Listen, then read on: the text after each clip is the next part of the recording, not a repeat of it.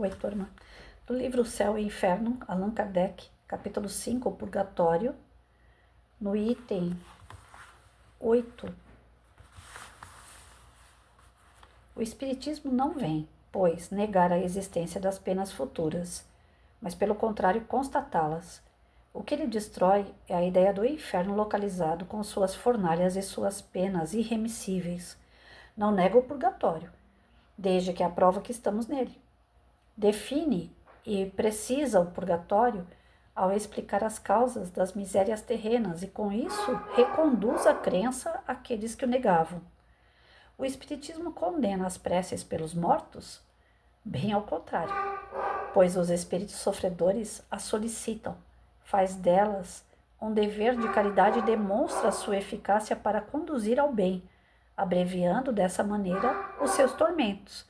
Falando à inteligência, o Espiritismo reconduz os incrédulos à fé, induzindo a prece os que dela se afastam, mas ensina que a eficácia das preces depende do pensamento e não das palavras, e que as melhores preces são as que partem do coração e não apenas dos lábios, aquelas que são ditas por nós mesmos e não as que mandamos dizer por dinheiro.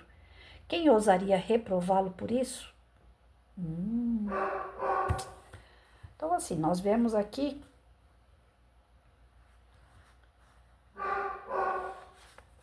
que o Espiritismo, ele não nega que tem penas diante das nossas más escolhas, que nós vamos ter penas. O Espiritismo não nega isso, né? Porque algumas pessoas podem dizer assim, já que vocês não acreditam no inferno, então o que acontece? Né? Nós não negamos que as consequências podem ser ruins para as escolhas mal feitas. Só que nós não acreditamos nesse inferno, né? Do diabo com o tridente na mão, o calor do fogo do inferno. Não, isso a gente não acredita. Isso é pura ilusão, né? Mas a gente acredita no purgatório. Nós estamos vivendo nele. Né? Se você fez péssimas escolhas no passado e nós reencarnamos, olha aí onde nós estamos hoje. Num planeta de prova e expiação, que nada mais é do que um purgatório. O purgatório não é aquele lugar onde você fica ali penando para ver se você ainda vai para o céu ou vai para o inferno. Então nós estamos nesse estágio. Nós estamos aqui justamente para sanar as nossas dívidas do passado. E aí é onde ele questiona, né? Nós podemos orar por aqueles que desencarnaram? Nós devemos orar por eles. E se nós não orarmos, não adianta você mandar alguém orar por você. A sua oração chega no desencarnado. Mas você pedir para mim, por exemplo, Patrícia, ora pelo meu pai que faleceu. Eu posso orar, mas eu não tenho o poder de apresentar ele para o plano espiritual. Quem vai ter esse poder é você mesmo que conhece o seu pai. Né? Ah, mas eu tinha briga com ele, a gente não estava se entendendo. Limpa teu coração, faz uma prece com todo amor, que com certeza vai chegar no teu pai. Esse negócio de eu vou procurar alguém que ora por mim, que faz um trabalho para determinado espírito que desencarnou, cada qual na sua crença, mas nós não acreditamos nisso. Não é necessário orar, pedir para alguém orar por você, para que aquela pessoa não vá para o inferno, não vá para um lugar ruim. Ore você. Né? Às vezes a gente não tem, eu pelo menos eu tenho muita dificuldade em fazer aquela oração formal, porque eu brinco demais, é o meu jeito de ser, meu jeito tosco é esse, eu brinco muito, geralmente eu brinco demais, e ser muito formal, né, com aquelas palavras bonitas, que geralmente as pessoas sabem orar, eu não sei.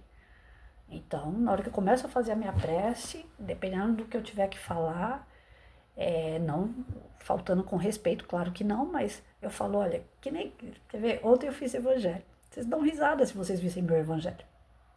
Eu comecei a falar no início, né, Senhor, obrigado pelo encontro dessa noite, que a gente possa ser auxiliado pelos bons amigos espirituais, patati, patatá, tal. Aí eu falei assim, Senhor, no meio da minha oração, eu estava agradecendo que a gente estava tendo aquela oportunidade, aí no meio veio na cabeça um negócio que eu estava fazendo à tarde com um grupo de amigos, recolhendo, a gente está querendo fazer um quartinho de um bebê, fazer o enxoval da criança que vai nascer em novembro, E eu lembrei daquele episódio no meio da prece. Eu falei, Senhor, eu tô tão feliz. O Senhor viu que hoje nós conseguimos, né, arrecadar isso. Eu tô tão feliz porque o garoto que vai receber também tá muito feliz. Eu fiquei emocionada, ele também ficou.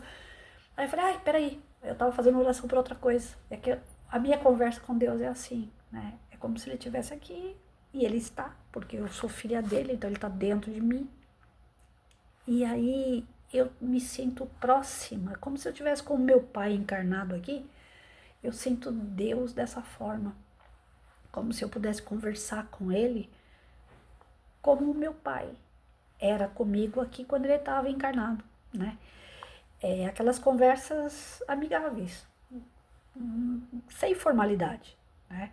Aí quando eu me toquei que eu estava falando de uma coisa que eu estava fugindo da prece de apresentação do Evangelho, aí eu falei, Senhor, desculpa, né? Eu tô tão feliz com uma coisa que eu queria contar para o Senhor, mas eu sei que o Senhor sabe, né? Porque afinal de contas o Senhor está comigo o tempo todo.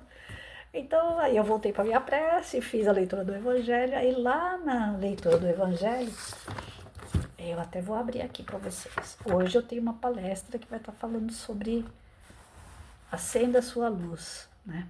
Então a gente utiliza o Evangelho no lar, a gente desenvolve a nossa fé para que a gente possa acender essa luzinha. Essa luzinha que é o quê? Deus, ele está dentro de você, você só precisa acender essa luz, né? Deixar se desenvolver.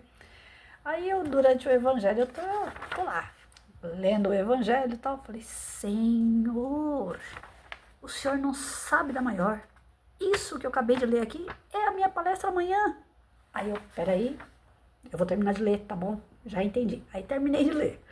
Quando eu terminei de ler, falei, Senhor, aqui no final do Missão dos Espíritas, no último parágrafo, o senhor sabe que respondeu uma dúvida que eu estava até a semana passada sobre, afinal de contas, o que é ser um espírita? Porque um fala que ser espírita tem que ser Allan Kardec puro.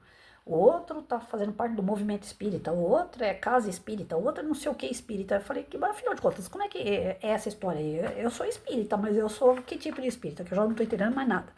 Aí quando eu achei esse último parágrafo, Missão dos Espíritos, falei, Senhor, isso aqui tem tudo a ver com a minha dúvida.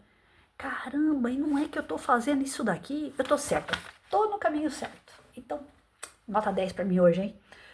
Aí eu comecei a dar risada, gente. Aí quando eu terminei de falar essas baboseiras todas, porque eu vou lendo, é como se eu estivesse batendo papo com Deus. Eu não sei fazer na formalidade. Não sei. E isso me traz uma paz muito grande. Porque se eu tivesse que ficar encomendando oração, ou se eu tivesse que orar igual os outros oram, eu tava na roça. Porque eu não decoro o texto. O mais que eu faço é ler, entender, e aquilo pouco que eu entendo fica. O resto se perde. Muitas coisas que eu já li, livro que eu já li aqui nos canais, pergunta para mim o nome do autor, eu já esqueci. Mas aquilo que é importante, aquilo fica. Então eu não sei ser formal. Eu não sei. Se alguém chegar em mim e falar, Patrícia, ora pelo meu pai. Eu vou orar, mas eu vou orar do meu jeito. E não garanto que eu vou estar encomendando o defunto lá para chegar no plano espiritual, não, porque isso não é algo que a gente transfere para alguém. As pessoas podem orar por nós. É uma forma de caridade. A gente pode orar pelas pessoas, é uma forma de caridade. Mas ninguém consegue fazer aquilo que só você mesmo pode fazer. Tem coisas que só a gente pode fazer. A oração de coração, que não é só blá, blá, blá, blá, blá. Deus escuta e age em nós.